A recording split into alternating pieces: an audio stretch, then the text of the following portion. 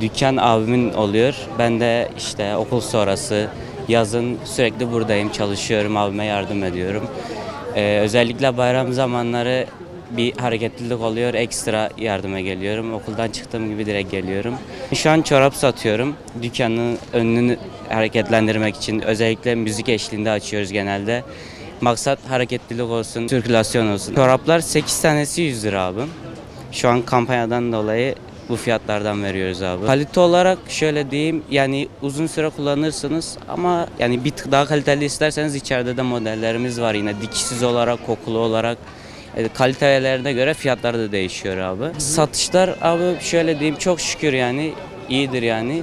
Ama geçen bayramlara göre yani genel bir durgunluk var piyasadan dolayı, fiyatlardan dolayı.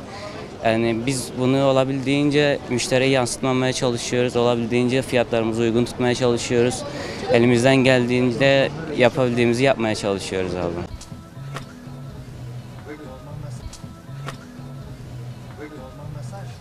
Yani inşallah bayram yoğunluğu olacak. 2 gün sonra bayramı da inşallah kutlayacağız. Beklenti yani çok istediğimiz gibi durmuyor yani inşallah yani açılır ama bayram yoğunluğu çok da beklediğimiz gibi değil. Esnafın beklentisi de böyle bayramlardır. İnşallah iyi olacak. Temennimiz o yönde. Her türlü hazırlığımızı yaptık. Sadece işte işlerin açılmasını bekliyoruz. Allah'ın izniyle iyi olacak inşallah. Yarın Arefe inşallah tüm beklentimiz o yönde olacak. Allah utandırmasın diyelim, ne yapalım. Esnafın hali de bu. Bizde şu an pantolonlar 1250 lira kampanya yapmışız. Ortalama tişörtlerimiz 500 ile 1000 arası. Gömlekler 850'den 1200 arası öyle. Yani %40 bir artış var. İnsanların tabii haliyle alım gücü biraz azaldı yani. Maalesef o yönde biraz sıkıntı var. Ama bak bunlar çok güzel.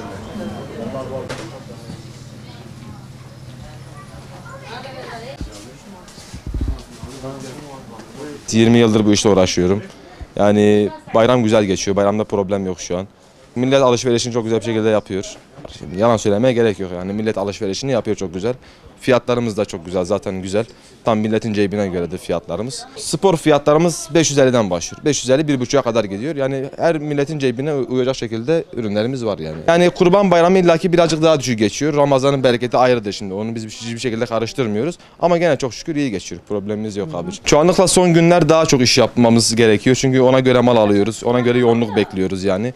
Ürünlerimizi ona göre getiriyoruz. Yani son gün illaki daha bir yoğunluk bekliyoruz yani, öyle söyleyeyim size. Her bayram burada kolonya satışı yapıyoruz. Satışlar yani her ne kadar biraz durağan olsa da eski bayramlar gibi değil ne yazık ki, ama yine çok şükür diyelim. Elhamdülillah. Fıstık, özellikle fıstık spesiyelimiz, tütün, elma, okyanus, limon ve karışım dediğimiz bir spesiyel çeşidimiz var. Fiyatlar geçen bayramda 150 liradan satışını yapıyorduk, şöyle şişesini. Bu bayramda fiyatlarımızı değiştirmedik.